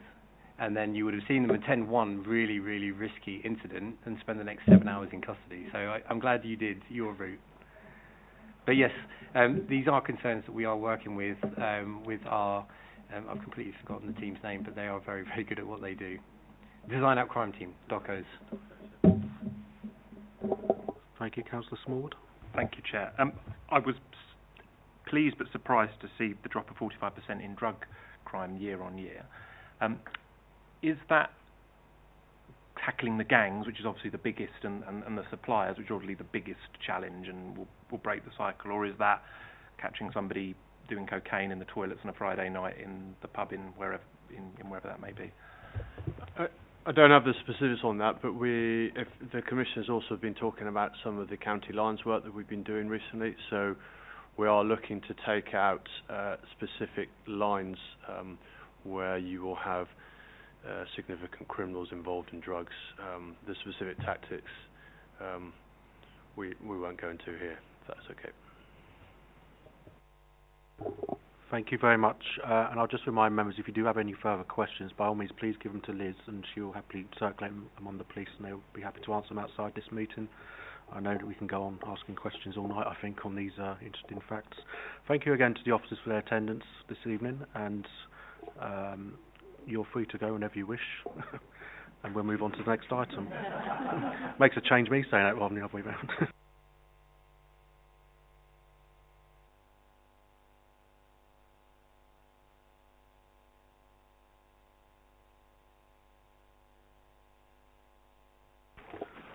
Item 6 is our Community Cohesion and Prevention Reports, pages 13 to 24. We have Fiona giving the presentation whenever she's ready.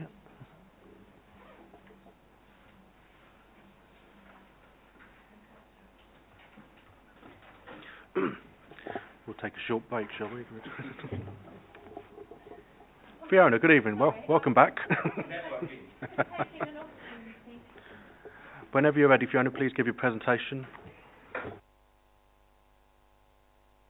Oh, that does work. Okay. Thank you. Sorry, apologies for that. So yes, we've had my report on cohesion and prevent.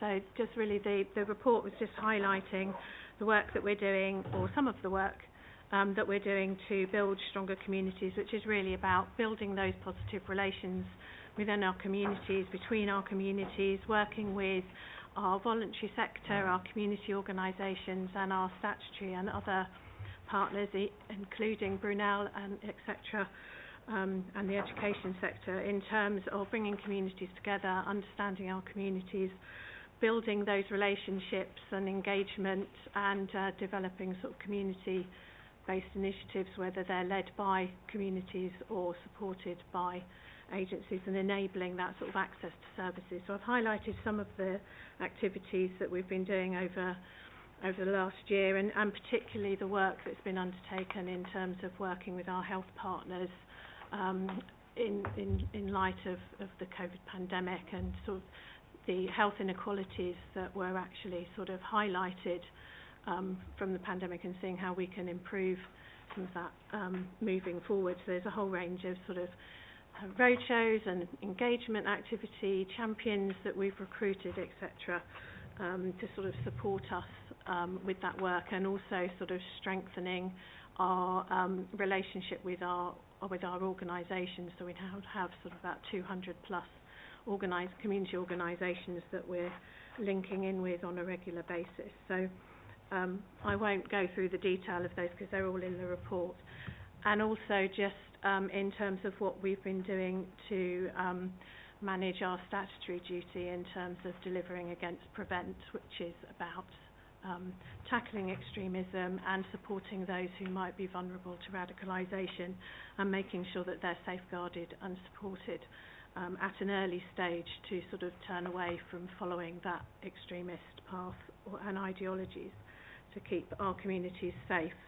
And also I just sort of raised or highlighted to the committee the impending protect duty that is due to go through Parliament, but also at the moment the government have just announced that they're going to be reviewing and refreshing the whole of their contest strategy, which will include protect and prevent within that, and the prevent review has just been published to government as well. So those changes to the actual contest strategy will come out next year. So don't know what that's going to look like at this stage, but obviously we are working towards the current duty. So I'm happy to take any questions from my report. Thank you very much, Fiona. Is there any members wishing to ask questions? We'll start with Councillor Smallwood.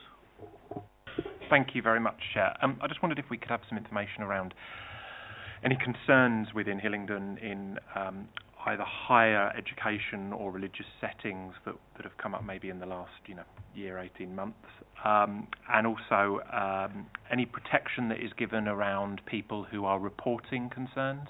I think sometimes if somebody is being radicalised or is experiencing that and then reports it, that takes an awful lot of bravery, because that may be within a very tight-knit community, and they may be concerned about doing that. And then finally, around work that's being done, and again, any concerns in Hillingdon around the far right, and realising that that is also something that is prevalent, getting more prevalent across not only the UK and Europe, and the work we're doing to tackle some of those not very nice people. Thank you. Sorry, I was just scribbling down because that was 3 or 4 questions in one go, so I remember them all. In terms of specific education or religious settings, I can report that from a Hillingdon perspective, we haven't got any of particular concern.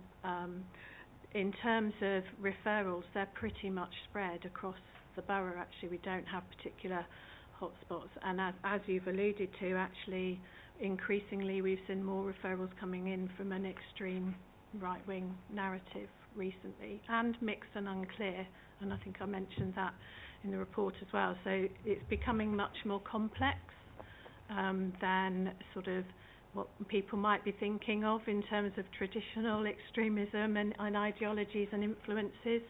We're seeing much more of a sort of much more of a mixed and unclear, sort of unstable people, particularly who are vulnerable with either mental health or autistic spectrum, etc. So a lot of vulnerable people that, and particularly with lockdown and being people being on the internet much more and being isolated. Certainly, that's sort of having a factor in terms of how people are feeling and their behaviours and so forth. So in terms of particular hotspots or institutions of concern, I would say we haven't got any specific at this moment in time. Support for referrers. There is a website now and also a special reporting line for family and community members, which is anonymous. So that's being promoted, and we're working very closely with our SO15 colleagues in terms of promoting that, which is called Act Early. So it actually provides a line in if people want to make, if they're concerned about somebody. But also in terms of because a lot of the referrals actually come in from professionals because it's part of their safeguarding duties. But we are very careful and mindful of how we share who's made those referrals, to make sure that there is no, that people feel safe to do so. And if it's appropriate, then we would not share who's made that referral with an individual necessarily. Councillor Ward. Thank you. Obviously, this is an incredibly important subject. What support do we give potentially community leaders to identify concerns when they believe somebody may be being radicalised, or maybe in a setting where radicalisation is going on, and particularly thinking of women and young children who may need to break out of that cycle, and the support we give to community or religious or whatever leaders it may be in the community to identify that and potentially flag it and offer support. Thank you. In terms of communities, we do provide sort of training and awareness and building those relationships to have those safe conversations. For professionals particularly, so school staff, etc., we provide training and awareness for them as well. And anyone can contact myself in order to have a sort of confidential discussion around any concern that they might have before sort of making a formal referral or reporting it, if that's what they would like to do, because sometimes it is quite complex and it is quite difficult, and what we're seeing is there is a lot of unpalatable views out there which don't necessarily tip over into extremism or radicalisation, but the behaviours might be risky or concerning, or the attitudes or the comments that are being made are concerning. So it's about how to manage and unpick that, and also have the confidence to sort of challenge some of perhaps somebody's prejudices or views about other people, or political views that they might have, and how to have those conversations. So we do a lot of work around sort of having those conversations with our communities, with our with other professionals, about how best to sort of tackle some of those, because like I say, it is very complicated, and also we want to make sure that our response is proportionate and is and is considerate of the needs of the individual that they're concerned about. Councillor Gardner? Yeah, I've got a few questions on this.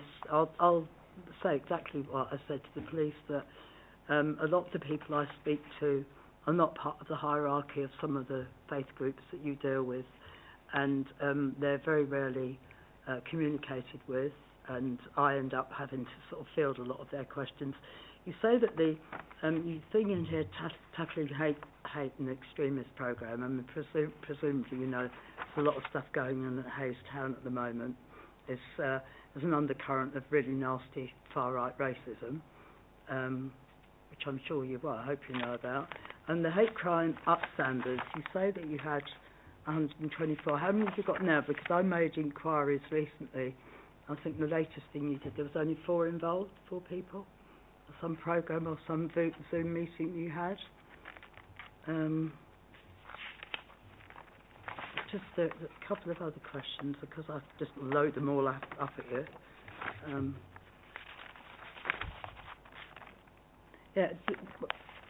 Unless I've missed it, you don't appear to have, or your section don't appear to use knowledge of councillors, because a lot of us have been around since God was a boy. We also have a lot of links with, well, I'll be perfectly honest, a lot of links with a lot of different communities, but we seem to be overlooked in terms of that.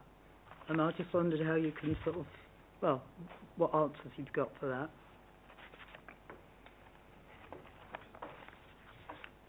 Is that all the questions, Councillor Garner? I know you had a few. Okay. Okay, so in terms of the Hate Crime Upstanders programme, so that's actually a training programme that my team deliver, and initially it was aimed at either staff or volunteers within voluntary or community organisations and faith groups. So the numbers there are the numbers of individuals from within those organisations, and we've also expanded that into some of our council services as well, so our library staff, for example, in terms of participating in that training. So the training programme raises awareness and understanding around the different strands of hate crime, how to report that, and then how to sort of support people who might come into those organisations asking for support or sharing their concerns. And the aim of that is to enable us to widen our net to understand what's going on out in the community, because not everyone has the confidence to report incidents to the police. So it was about enabling us to start having those conversations to encourage local communities and groups and organisations who may be hearing what's going on, so that we can then develop that network and develop that understanding. So that programme is coming to the end of the second year of that programme, and we now have this network, and that my team sort of meet with individuals or members or people that have taken part in the training. There are opportunities to come together sort of on a monthly basis to share any issues that they're seeing. We've had people reporting that they've been able to support people to report crime, that it's raised their awareness and their ability to start having those difficult conversations, I guess. So in terms of that's what the Hate Crime Upstanders programme is. So those numbers, like I say, were those that have completed our training programme. In terms of reaching into communities, you're absolutely right. In terms of, it's always easier to link into leaders, gatekeepers, self-appointed representatives, and that is always a challenge. and I recognise that, and it is much more difficult to reach to the individuals. But that's why part of the work, I have a very small team, and it was just myself for a very long time, in terms of we sort of rely on reaching into our community groups, working with a whole wide range of partners and establishing those relationships. So in terms of, yes, we could be doing more, but we work collaboratively with others to help support initiatives and projects that reach into the communities. So, for example, International Women's Day and the Women's Network is agencies that are working with women. So, but yes, it is hard, and I'm always open to. I think the same as Inspector Lipinski said, if you've got people that, or you're aware of issues, then please share them with me, and I welcome that. And yes, I think I will hold my hand up and say we should do more with our local ward councillors, and that's something that I will take away. Anything further to add, Councillor Gardner? Councillor Punjab? Thank you, Chair. I'm a little bit confused, if I may say, because what I've just understood from your responses is that that radicalisation is quite low, but there's a rise in right-wing extremism. And if that's the case, the training that I see here seems to focus on radicalisation. How has that changed to address the rise that you've got today, which is right-wing extremism? Radicalisation covers all aspects of extremism, so right-wing extremism is just one aspect, or it's just one ideology in terms of extremism and how people are radicalised to supporting an extremist narrative, whether that's of an Islamist-inspired or a white supremacist sort of narrative. So radicalisation is an overarching term for those who might be drawn towards extremism or violent extremism or acts of terrorism, and that covers a whole range of ideology, and including what we're seeing now in terms of incels, school shooting, massacres, etc., that's all coming into the mix.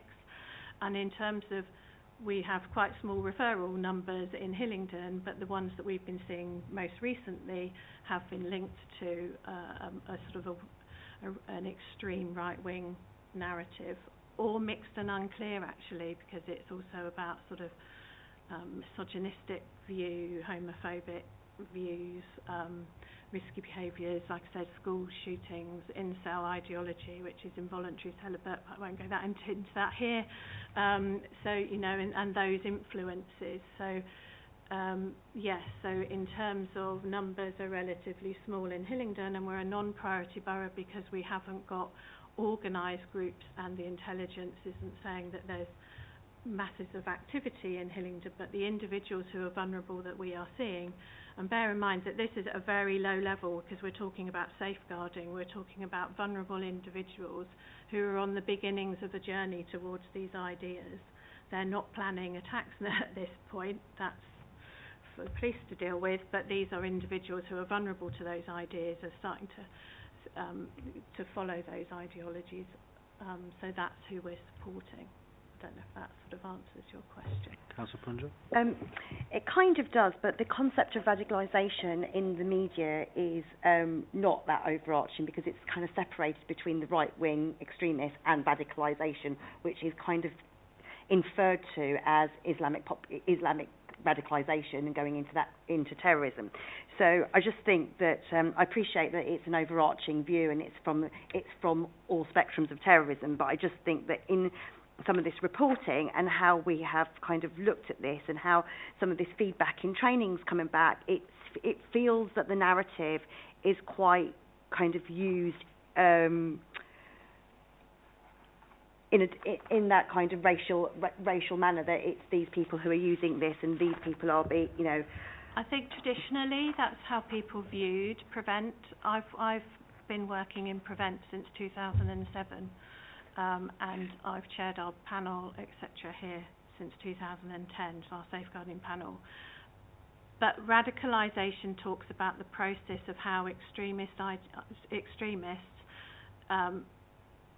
recruit individuals into their way of thinking and their ideologies. So it doesn't. So yes, I think traditionally people have associated that with Islamist ideology because Islamist ideology was the greatest risk, and it still poses a risk in terms of those who are radicalised into following that narrative. But radicalisation is the process of somebody being drawn into an extremist narrative. And sadly, what we have started to see is that right-wing extremists, white supremacist groups, etc., are using the same tactics in terms of recruiting and radicalising individuals to their particular way of thinking and to follow their ideology. And that has been, we have started to see an increase in those groups doing that. So that's, I suppose, so I agree with you. Yes, traditionally people have felt that it's about, radicalisation is about an Islamist narrative, but actually radicalisation is a process that these extremist organisations, whatever their ideology is, take to sort of exploit and recruit and groom individuals into their way of thinking. So I don't know if that helps clarify that. So when I'm talking about radicalisation, and it's in the report, we're talking about all extremist narratives and ideologies, and how we respond and how we safeguard. Thank you. Any more questions before we move on? No. In which case, Fiona, thank you for your attendance and presentation. You may leave if you wish to do so. And we'll move on now to our next item, which is the allotments update. Stuart, thank you for your patience this evening. Whenever you're ready to give your presentation, please go ahead. Thank you. Hopefully a bit of a lighter subject than we've currently dealt with this evening. So, not really a presentation, just to outline that the report sets out an overview of where we are currently with the allotment provision, pretty much post-pandemic. The fact that we're overhauling the terms and conditions to ensure that there's parity across the sites, and we regulate the way we allocate allotments and let allotments, to set out the direction of travel we're currently going on. From a point where there was no dedicated officer, we now have a dedicated resource within the new green spaces structure as an allotments officer that will deal with these issues going forward. And we're currently working through the allotment sites A to W, not to Z, because we don't get as far as Z, but A to W, and allocating those plots and working out the kind of problems that have arisen through the pandemic, because we didn't issue any non-cultivation notices, and certain people took over various plots without permission, etc., and we're kind of unpicking all those things to get to a point where there is parity, there is fairness in the way people get allotments, and we have control of that as a council. So, any questions, please fire away. Councillor Gardner. Where shall I start? Have you still got people growing dope in some of the allotments? Not that our allotment officer has seen recently.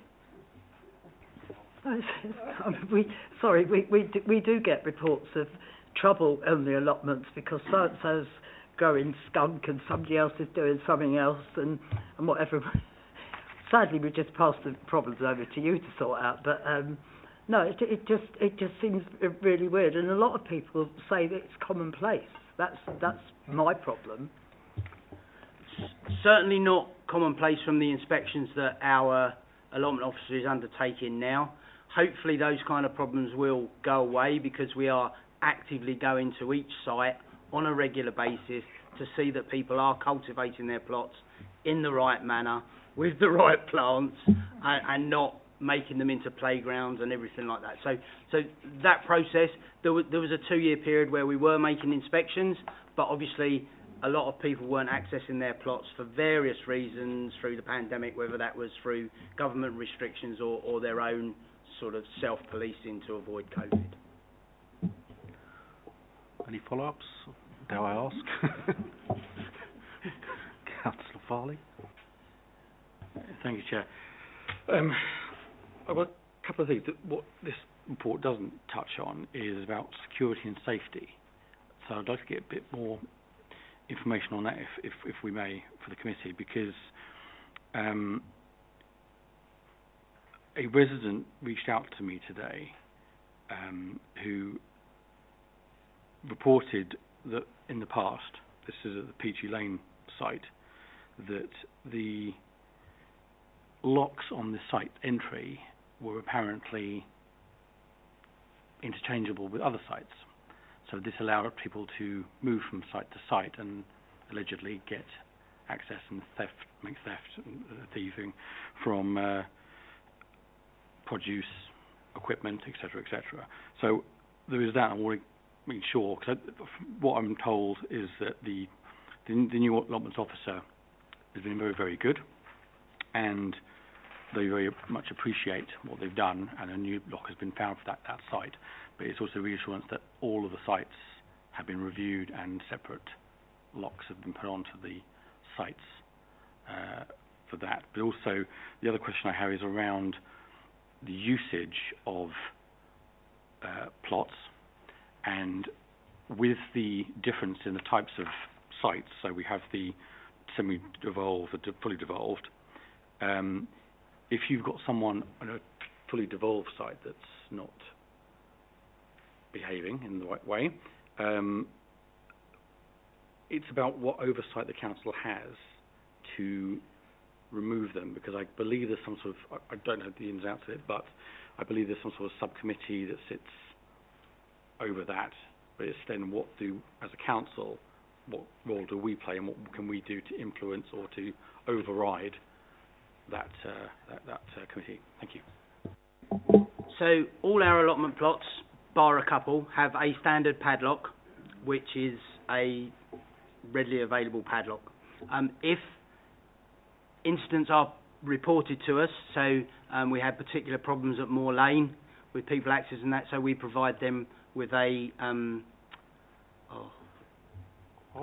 padlock with a combination, that's the one, a combination padlock, and obviously we have other padlocks for problem sites, but it is a number 5 padlock across all our allotment sites unless there are issues. So yes, if you are a allotment holder in one area, you could access another allotment site. Without a suite of different padlocks for every different site, which then requires key cutting, etc., etc., that would be quite difficult to police. We don't have many incidents of that nature, and obviously Tony's dealt with the Peachy Lane, and we've provided a specific padlock for them. So, second question, self-managed sites, they do have a committee, but there is a limited amount that they can do, so they can issue non-cultivation notices and notices to quit, but other than that, then that would require council input. So misbehaviour, everything like that, that would require Tony's influence and to me as head of service beyond that to police that from there. Councillor Farley, do you wish to add anything? Councillor Smallwood? Thank you, Chair. Well, I thought party politics was fun, and then I came across allotment politics and realised I was in the right one. I just wondered how our long-term communications with especially some of the self-managed groups will do. I know some of them are working really, really well, but some of them have created, shall we say, their own unique empires where they maybe needed a little bit of reining in. And how are we going to do that? And I also understand, obviously, the council was incredibly generous with the way that for our over 60s or over 65s, we gave free allotment sites, and I believe people on universal credit receive a particular benefits get a 50% reduction. But obviously, I think we need what work are we doing to make sure that we know who's on there, they're in constant communication, even if they are receiving it for free, there's almost a mechanism where they have to almost say, yes, I'm still going to use it next year, a bit like, a Freedom Pass or something else. Thank you. So, in response to the last question, we're actually asking all the self-managed sites and our own sites for proof of the over 65s, and also that annually we ask them if they are going to continue to cultivate their plots. With Tony's help, on our sites, then inspections will be made, and if they're not cultivating their plight, they'll get a non-cultivation notice. Again, if there's no action, then a notice to quit comes from there. It's a lengthy process. It can take up to 3 months from that process, and if people make an effort, we'll step back and then issue another non-cultivation notice. So we're not over draconian with it. We are encouraging people to grow. It's hard work to cultivate an allotment plot which is big, and we're now looking to reduce the size of allotment plots, particularly for new starters, so they have a manageable area. Thank you. Councillor Gohill? Councillor Smallwood actually just asked my question, so pass. Thank you, Chairman. Councillor Punja? This is nothing to do with your report, actually, but do you know the kind of, because we talk about the over 65s, because I've always assumed allotments are for maybe the retired or people of, but I'm kind of noticing that there are a lot of younger people actually applying for allotments. Do you know the breakdown of that? Because it's just a really interesting socio-demographic kind of... Yeah, I'm not sure we have hard data. We don't ask everybody of their age. We only ask if you're over 65, because then you get your free plot. So we only know that age demographic. Certainly, there are a lot more younger people carrying out allotment gardening. Obviously, houses now have smaller gardens, flats. You know, we've got more flats, particularly in the south of the borough. So they're coming forward with allotment to get allotments as well. Cost of living crisis. A lot of younger people are carrying out allotment gardening, and there's been a big national push on television and everything like that about the benefits of growing your own food and everything like that. So yes, there are many younger people, and it's darn hard work. Yes, of course. Yep. And the other thing is, I've just noticed that actually the racial diversity is, whereas it never used to be like that, and actually that's a growing thing as well. Is that something that's true in Hillingdon too? Absolutely, yep. And that does come with its own problems, that some people impression of what an allotment plot is in other cultures. An allotment is an area where you have a small holding and you build a house. So we had one the other week that they wanted to run their double glazing business from the allotment. So there's things there, but it's definitely diverse across all of our allotment sites now. I can't see any further members indicating, so perhaps I can ask a couple myself.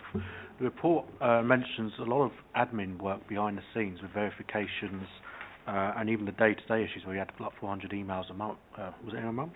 It was, I think so, yeah.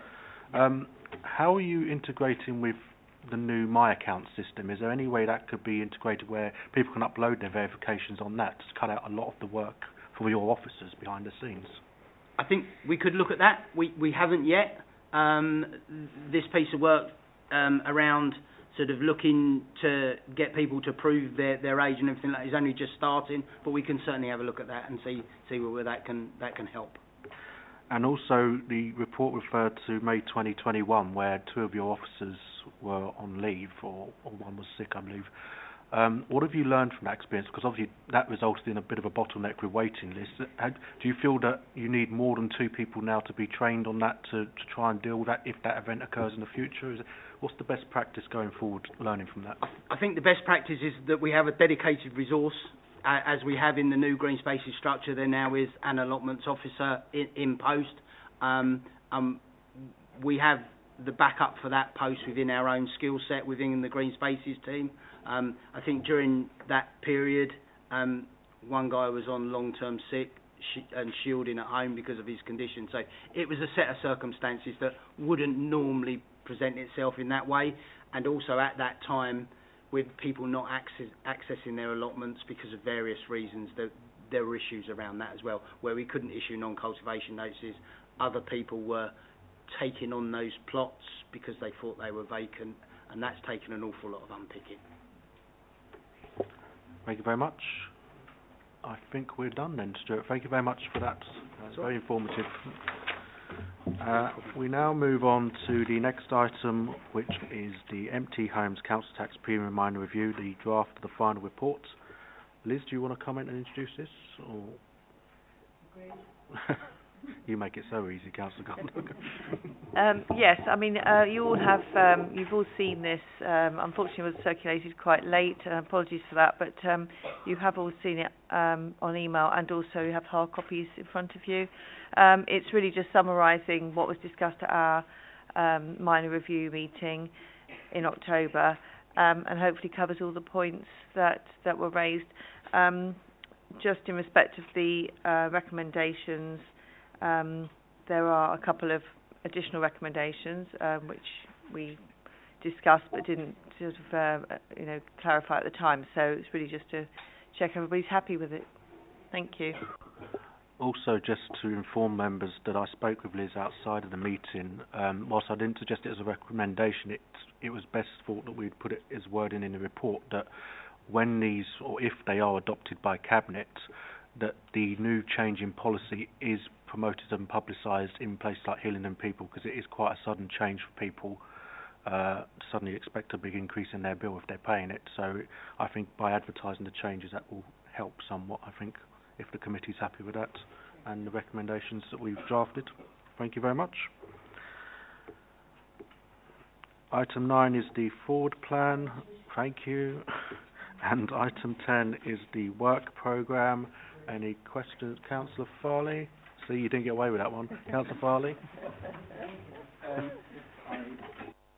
Thank you, Chair. If I may, on the topics for the 23-24 work programme, can we add the strategic climate action plan update, annual update, into that?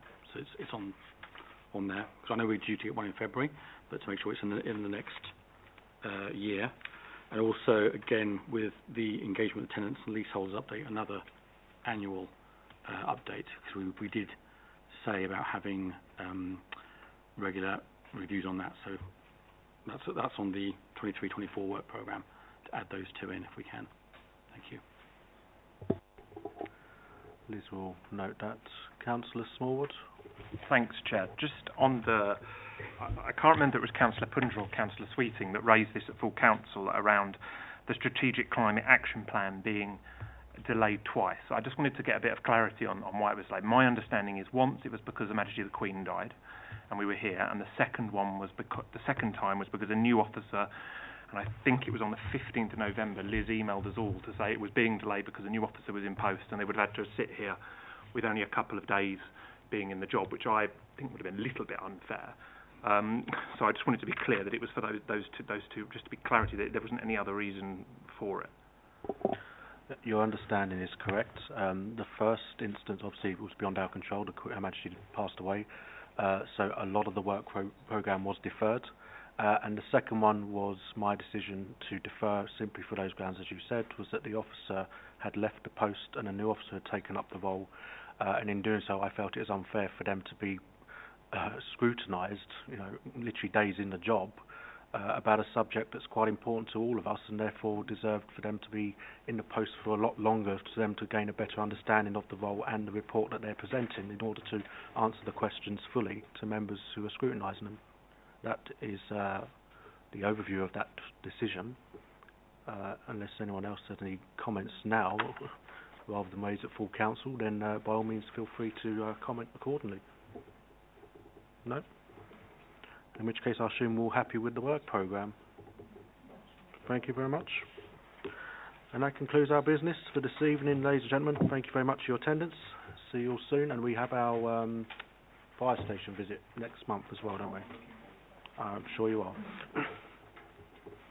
Good night, everyone. Okay.